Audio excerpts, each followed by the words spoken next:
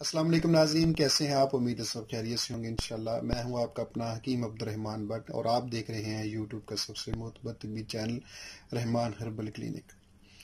تو ساتھیو، آج کی جو ویڈیو ہے یہ معلوماتی ویڈیو، ہم آپ کو انفارمیشن دیں گے سانڈے کے تیل کے بارے میں۔ بہت سارے ساتھی اس کے بارے میں سوال کرتے ہیں اور بہت ساری کہانیاں اس کے بارے میں گردش بھی کرتی ہیں، بہت سی افسانی کہانیاں بھی ہیں۔ اس کے فوائد سے بالکل انکار نہیں کیا جا سکتا، اس کے فوائد بھی بہت زیادہ ہیں، لیکن اس میں اگر خالص یہ سانڈے کا تیل ہو تو ہی جو ہے وہ صحیح رزلٹ بھی دیتا ہے، کام بھی دیتا ہے۔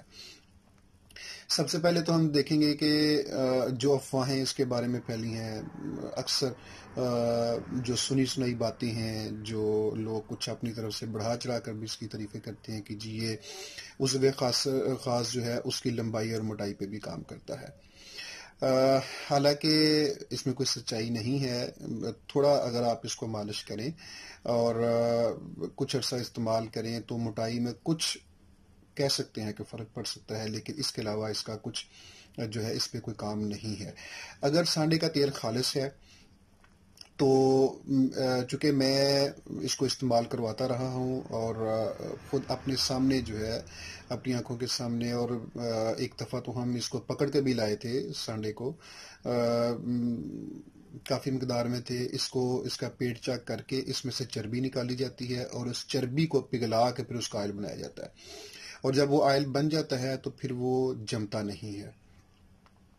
اور اس کو خود مارکیٹ سے خرید کے بھی اس کا پیٹ چیک کر کے، زندہ کو خرید کے پیٹ چیک کر کے اس کی چربی نکال کے اس کا آئل بھی بنا کے استعمال کرواتے رہے ہیں۔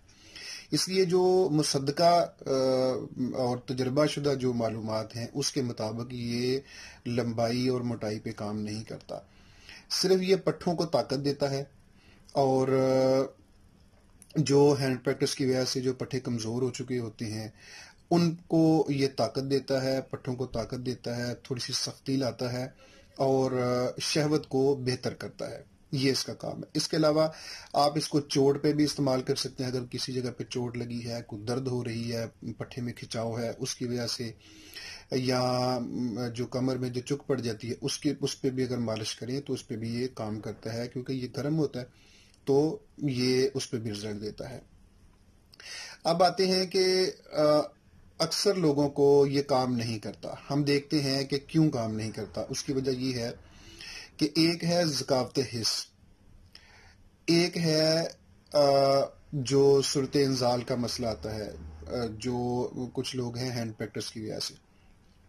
اب بعض لوگوں کو مسکن تلا جات جو ہیں وہ ضرورت ہوتی ہے، جن کی ذکاوت حس بڑی ہوئی ہوتی ہے ان کو مسکن تلا جات استعمال کروائے جاتے ہیں، نہ تو مقوی اور نہ ہی محرک استعمال کروائے جاتے ہیں۔ اور جن لوگوں کے پٹھے کمزور ہو چکے ہیں مسکن کے بعد، جن کو نامکمل شہوت آتی ہے، ان کو جب ہم دیتے ہیں تو پھر مقوی جو ہے وہ تلا جات استعمال کروائے جاتے ہیں، جن کا ٹیڑھا ہو چکا ہوتا ہے ان کو بھی استعمال کرواتے ہیں۔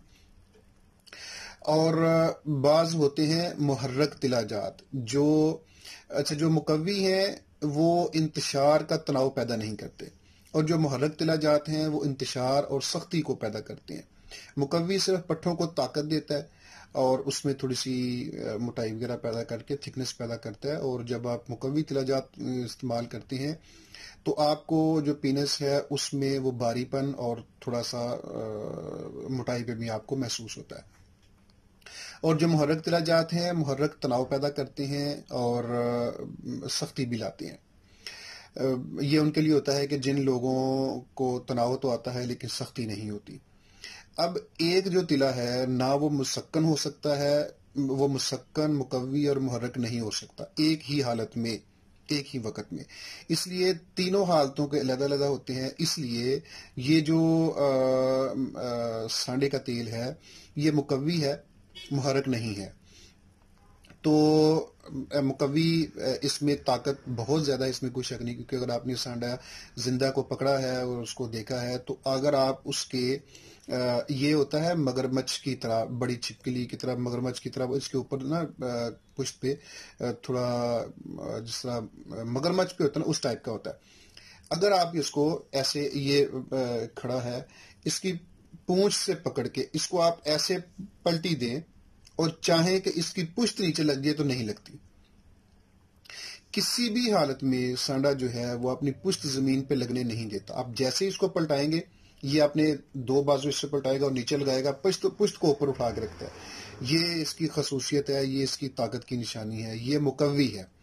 تو جب اس کی چربی ہوتی ہے تو یہ بھی مقوی ہی ہوتی ہے, طاقت ہی دیتی ہے, چاہے وہ عضو تناسل پہ ہو, چاہے وہ پٹھوں کی طاقت ہو, چاہے وہ کمر درد کے لیے ہو, چاہے وہ کسی بھی جگہ, یہ طاقت دینے کے لیے استعمال ہوتی ہے, محرک نہیں ہے اور نہ ہی مسکن ہے. اس لیے جو لوگ محرک یعنی کہ تناؤ کے لیے اس کو استعمال کریں گے ان کو اس کا کم رزلٹ ملے گا, اور جو مسکن جن کی ذکاوت حس بہت بڑھ چکی ہے ہینڈ پریکٹس کرنے کی وجہ سے اور حرص کی زیادتی کی وجہ سے, ان پہ بھی بالکل کام نہیں کرے گا کیونکہ ان کو پہلے مسکن کی ضرورت ہے. تو جس کو مقوی کی ضرورت ہے وہاں پہ یہ بہترین کام کرے گا. تو اس لیے اس کی جو کہانیاں بنی ہوئی ہیں وہ صرف سانڈے کے جو اس کی کمر میں جو طاقت ہوتی ہے جس کی وجہ سے وہ اپنے پشت کو زمین پہ نہیں لگنے دیتا, اس کی وجہ سے لوگوں نے اس کو کچھ افسانی کہانیاں بنا کے بہت زیادہ مارکیٹ میں پھیلائی ہوئی ہیں, اور یہ سنی سنائی اور کہاوتیں ہوتی ہیں اور اپنی طرف سے بھی مرچ مسالہ لگا کے. لیکن جب ہم تجربہ کرتے ہیں تو پھر ہم دیکھتے ہیں اس میں سے اکثریت جو افواہیں ہوتی ہیں وہ غلط ہوتی ہیں. تو آپ اس کو استعمال کر سکتے ہیں. خالص جو تلا ہوگا اس کا جس میں اور کچھ چیز شامل نہ کی گئی ہو وہ بہترین بھی کام کرتا ہے, مقوی ہے, دردوں پہ بھی کام کرتا ہے, پٹھوں کی کمزوری پہ بھی کام کرتا ہے, عضو تناسل پہ بھی کام کرتا ہے, اور بعض لوگ اس کو مختلف علاجات میں اس کی چربی کو شامل بھی کرتے ہیں.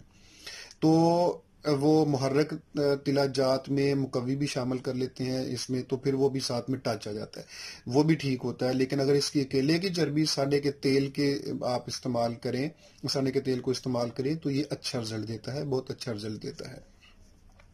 امید ہے انشاءاللہ آپ کو سانڈے کے تیل پہ ہماری تفصیلی ویڈیو جو ہے وہ آپ کو پسند آئی ہوگی. ویڈیو کو لائک اور شیئر کیجئے, چینل کو سبسکرائب کیجئے. اپنا بہت خیال رکھیے. اللہ حافظ.